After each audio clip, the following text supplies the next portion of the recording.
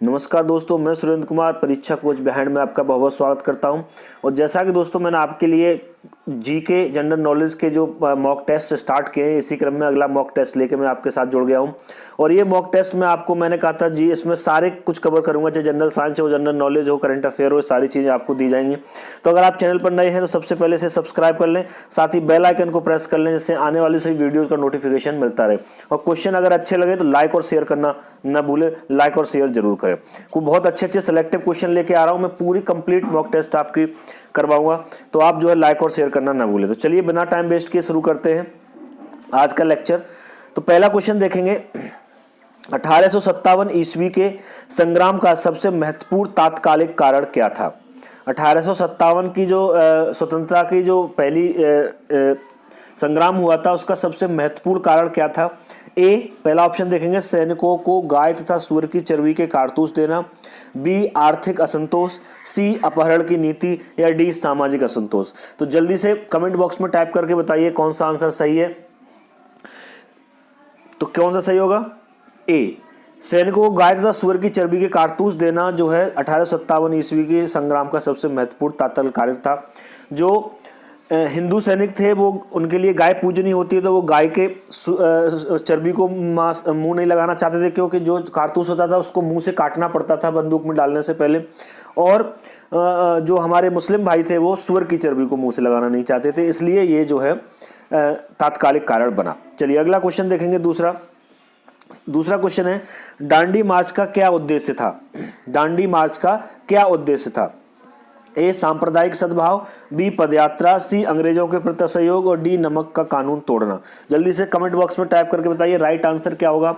आप हमारे दूसरे चैनल परीक्षा कोच को विजिट कर सकते हैं, साथ ही हमारी ऐप परीक्षा कोच को अपने प्ले स्टोर से डाउनलोड कर सकते हैं। इसका लिंक भी आपको नीचे डिस्क्रिप्शन में मिल जाएगा, वहां से आप विभिन्न कोर्सेज को सेलेक्ट करके स्टडी कर सकते हैं। और टेस्ट खत्म होने पर अपने नाम के सहित कितने क्वेश्चंस आपके सही हुए हमें कमेंट बॉक्स में जरूर बताएं। तो दांडी मार्च का क्या उद्देश्य था, जल्दी से बताइए। तो दांडी मार्च का उद्देश्य था नमक का कानून तोड़ना। नमक का कानून तोड़ने के लिए ही दांडी मार्च किया गया था। क्लियर है। चलिए अगला क्वेश्चन देखते हैं। अगला क्वेश्चन थर्ड है, वंदे मातरम के रचयिता कौन है। आसान सा क्वेश्चन है लेकिन काफी इंपॉर्टेंट है। वंदे मातरम के रचयिता कौन है। चार ऑप्शन दिए हुए हैं, बंकिम चंद्र चटर्जी, रविन्द्रनाथ टैगोर, काजी नजरुल इस्लाम या रमेश चंद्र दत्त। जल्दी से बताइए कि राइट आंसर क्या होगा। तो वंदे मातरम किसने लिखा था? बंकिम चंद्र चटर्जी ने लिखा था। ए इज द राइट आंसर। चलिए आगे अगला क्वेश्चन देखेंगे। नेक्स्ट क्वेश्चन है, चौरी चौरा स्थान किस प्रदेश में है। चौरी चौरा कांड हुआ था हमारा, बहुत ही चर्चित जगह रही थी स्वतंत्रता संग्राम के दौरान। तो चौरी चौरा स्थान किस प्रदेश में है ये आपको बताना है। ए, गुजरात। बी, उत्तर प्रदेश। सी, बंगाल। या डी, पंजाब। तो चौरी चौरा कहां पर है, जल्दी से बताइए। तो चौरी चौरा कहां पर है? उत्तर प्रदेश में है। तो B is the right answer. B इसका सही आंसर होगा। चलिए अगला क्वेश्चन देखेंगे। फिफ्थ क्वेश्चन है, राष्ट्रीय आंदोलन की निम्नलिखित घटनाएं हैं। राष्ट्रीय आंदोलन से संबंधित कुछ घटनाएं, यहाँ पर चार घटनाएं आपको यहाँ पर दे रखी हैं। एक, चंपारण सत्याग्रह। दूसरा, असहयोग आंदोलन। तीसरा, भारत छोड़ो आंदोलन। और चौथा, दांडी मार्च। इनका क्रमानुसार है। क्रमानुसार का मतलब हो गया कि पहले कौन सा हुआ, बाद में कौन सा हुआ, क्रम से कौन सा। इनमें पहली घटना कब हुई, दूसरे नंबर पर कौन सी हुई, तीसरे नंबर पर कौन सी हुई, समय के हिसाब से इनको जो है क्रम में लगाना है। तो इसका सही आंसर क्या होगा। चार ऑप्शन दिए हुए, जल्दी से बताइए। तो देखिए हम उसके बारे में डिस्कस कर लेते हैं। इन चारों में से जो सबसे पहले हुआ था वो चंपारण सत्याग्रह हुआ था। क्या हुआ था? चंपारण सत्याग्रह हुआ था। फिर उसके बाद असहयोग आंदोलन चलाया गया था। ठीक है।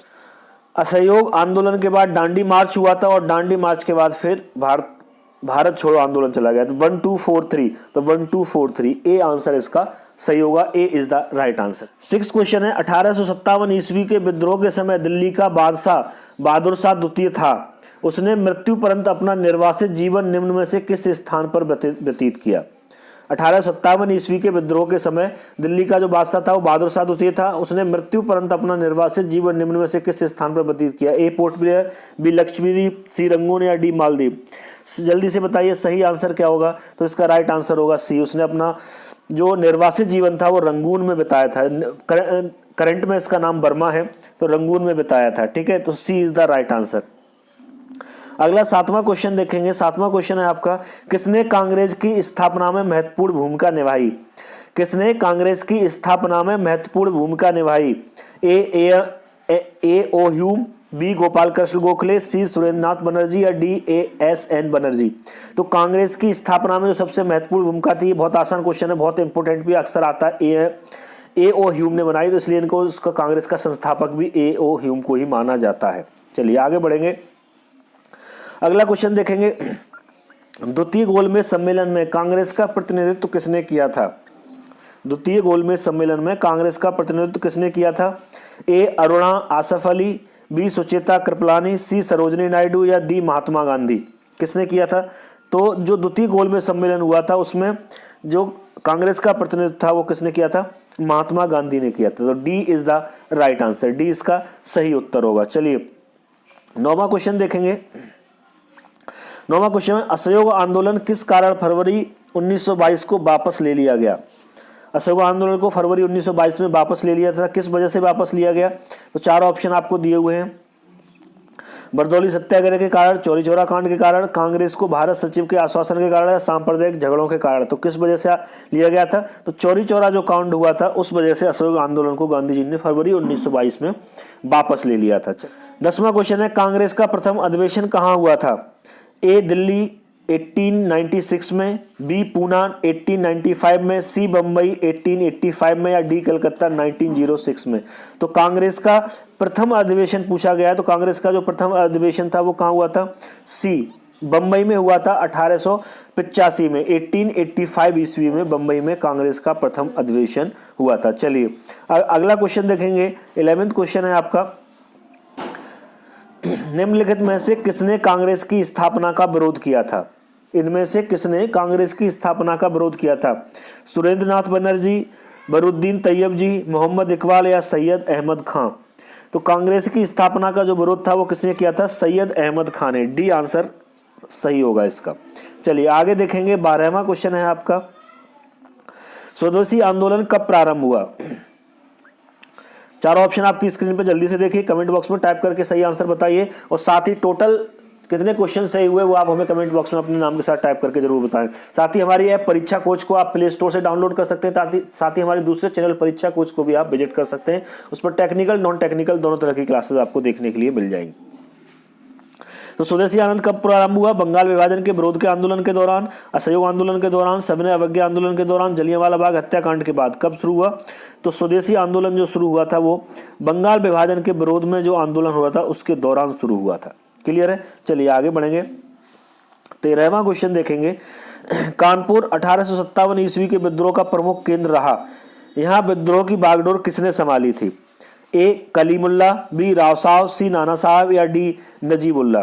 तो किसने संभाली थी? तो कानपुर में 1857 के जो विद्रोह की कमान थी वो नाना साहब ने संभाली थी। किसने? नाना साहब ने संभाली थी। चलिए अगला आगे बढ़ते हैं। अगला क्वेश्चन 14वां क्वेश्चन देखेंगे। भारतीय राष्ट्रीय कांग्रेस के प्रथम अधिवेशन का अध्यक्ष कौन था? ए सुरेंद्रनाथ बनर्जी, बी गोपाल कृष्ण गोखले, सी WC बनर्जी या डी AO ह्यूम। तो भारतीय राष्ट्रीय कांग्रेस के प्रथम अधिवेशन का अध्यक्ष पूछा गया, तो प्रथम अधिवेशन अध्यक्षता WC बनर्जी ने की थी। किसने? WC बनर्जी ने की थी। तो सी इज द राइट आंसर, सी सही होगा। चलिए आगे 15वां क्वेश्चन देखते हैं। 15वां क्वेश्चन है, 1907 ईस्वी में भारतीय राष्ट्रीय कांग्रेस का प्रथम विभाजन कहाँ हुआ था? 1907 ईस्वी में राष्ट्रीय कांग्रेस का प्रथम विभाजन कहाँ हुआ? विभाजन कहाँ हुआ था? विभाजन ए सूरत, बी बड़ौदा, सी नागपुर या डी इलाहाबाद। तो जो विभाजन हुआ था जहाँ 2 गुट अलग अलग हो गए थे वो कहाँ पर? सूरत अधिवेशन में हुआ था, कांग्रेस के सूरत अधिवेशन में हुआ था। तो ए इज द राइट आंसर। अगला क्वेश्चन 16वां देखेंगे। गदर पार्टी के संस्थापक कौन था? गदर पार्टी का संस्थापक कौन था? ए रामचंद्र, बी बरकतुल्ला, सी लाला हरदयाल या डी मदनलाल ढींगरा। तो जो गदर पार्टी के संस्थापक थे वो कौन थे? लाला हरदयाल गदर पार्टी के संस्थापक थे। चलिए आगे बढ़ते हैं। 17वां क्वेश्चन देखेंगे। भूदान आंदोलन का प्रारंभ किसके द्वारा किया गया?